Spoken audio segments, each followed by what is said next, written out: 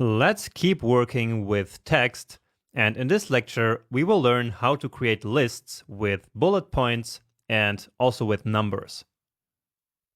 And what I mean by list is basically like a list of bullet points like we have here, and also like an ordered list with numbers like here with 1, 2, 3 ordered elements. All right, so that is very easy to do in HTML. So let's see how. So starting with the numbered list, so this one here, it is here at the end of this section of our text. So in the what is HTML part, so we have this paragraph, then we have this paragraph, and then we actually have another paragraph there that we missed, and then after that we have the list. So let's get all of this content. So these are the 3 list items, and that is the missing paragraph. Okay, just paste all of that here. And now I will simply wrap this element inside of a P. And so there we have the paragraph. So we have everything nicely structured here.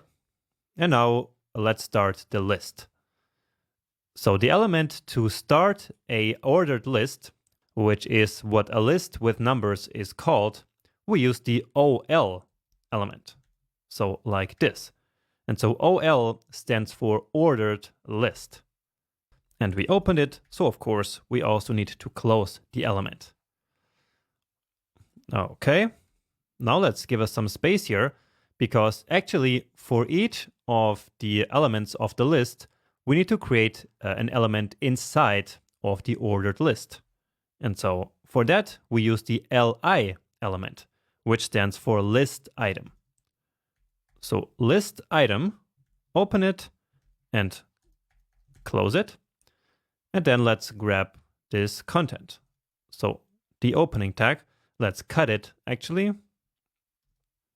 Okay, then I'm going to cut these 2 as well and paste them down here, and then simply wrap it inside some more LI elements.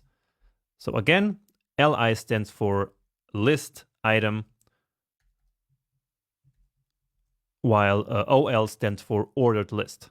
Here I'm giving it some indentation using the tab key, just so that they are visually all aligned as child elements of the ordered list. So maybe you noticed how I'm using the terms child elements and parent elements. So whenever we have an element inside of another, basically the container of another element is the parent. So in this case, that's the ordered list. And then the elements that are inside the parent are the child elements. All right, but let's go back here and reload it. And indeed, there is our ordered list. Nice.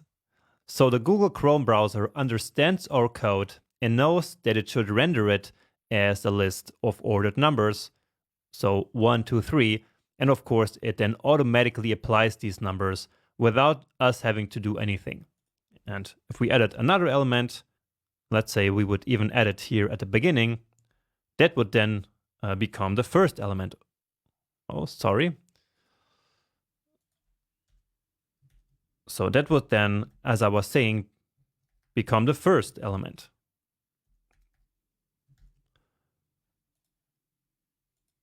And indeed, now we have 4 of them, and this one is the first. But this one we don't want. Let's get rid of it. Nice. So that is one of the lists. And then the other one is this one here in the why should you learn HTML part. And again, there is some other content here. So let's go ahead and grab all of this. So from this content file here.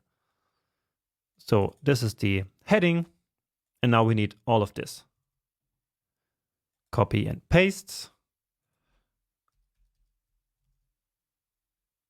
And so once again, I will start by wrapping these into paragraphs. And so maybe you are starting to see that we are really creating a nice and tidy structure where each piece of content is inside of some element. So we don't have like any text floating around just inside of the body without being in an element, right? We always are creating a nice structure where each element has a certain meaning. So, for example, all of these are, of course, paragraphs, and that's why we use the p element. And this piece of content here is a list, and that's why we use the ordered list element. And so that is essentially to assign some meaning to the content and to structure it in a logical way.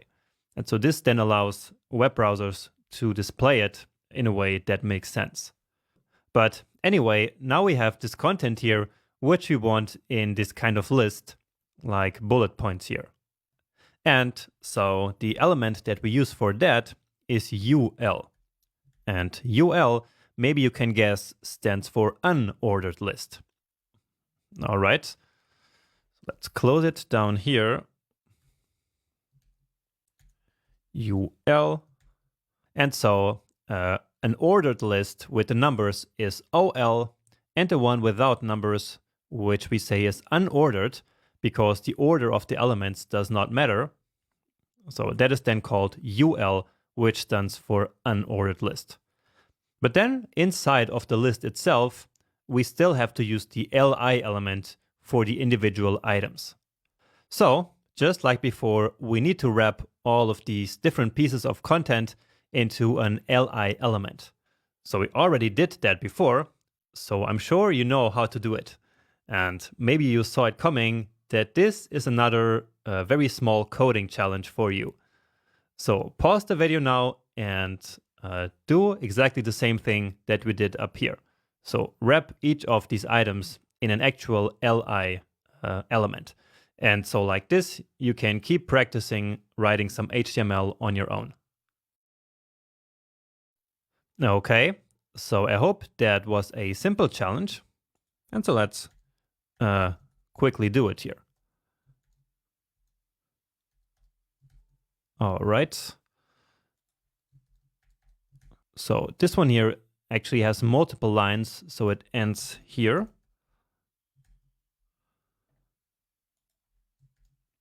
And you see that the formatting here is completely wrong, but I'm not worrying about that, because for that we have the helper tool of Prettier, right?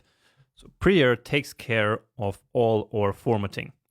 But hopefully you see that without that formatting, this looks like a complete mess, right?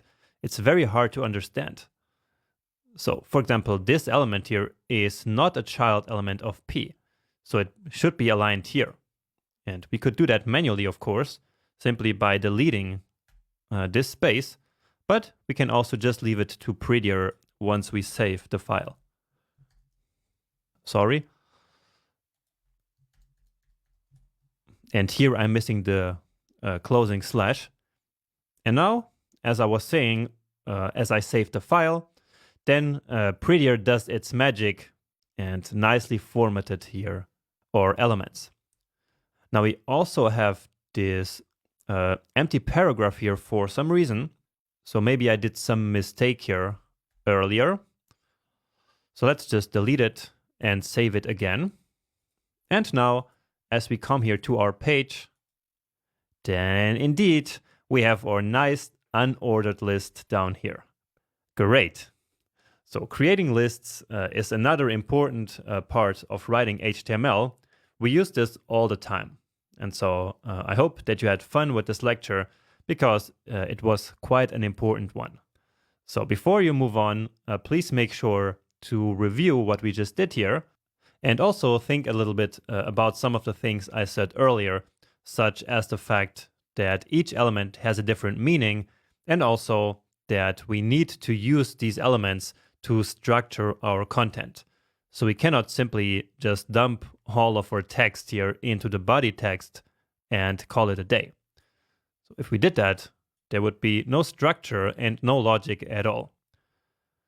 So I just deleted some empty paragraph here, but I just wanted to show you what happens if I select all of this. So copy paste here basically. So if I take it and just paste it down here. So give it a save, and well, you see that it's now all one big blob of text, and HTML doesn't really care about any white space. So any of these line breaks here, they're all irrelevant to HTML. And so if we try to load this, you see that there is no structure at all. So everything is just one huge line of text, and yeah, that's it. There's no structure, there is no meaning, there's nothing, basically. And so I hope that this small example showed you the importance of basically wrapping all pieces of content inside of an element that actually gives that content some meaning. Okay? But with that, I'm leaving you, and I see you soon in the next video.